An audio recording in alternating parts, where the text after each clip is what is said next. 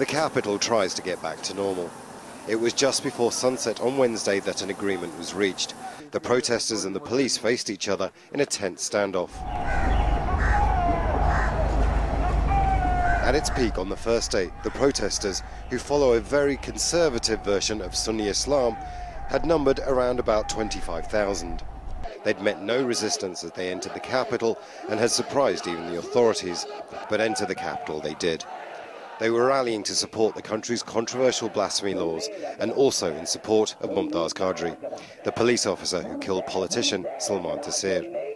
They wanted the killer to be honoured in Pakistan, and for all those they regard as blasphemers to be executed.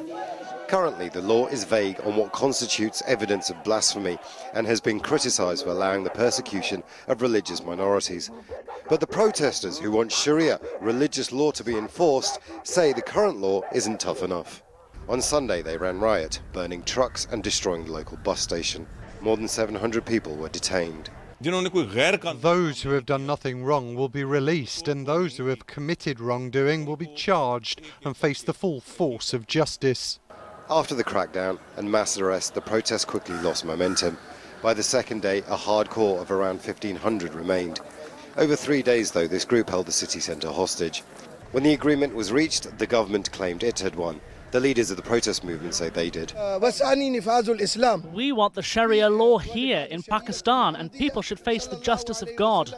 The compromise agreement included reference to the blasphemy laws.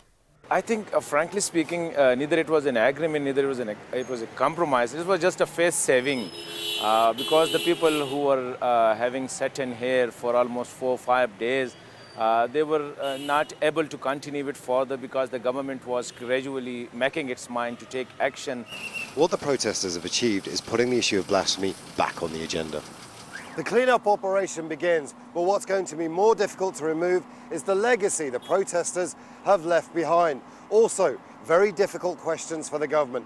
How are these people able to get into the capital and hold it hostage? Imran Khan, Al Jazeera, Islamabad.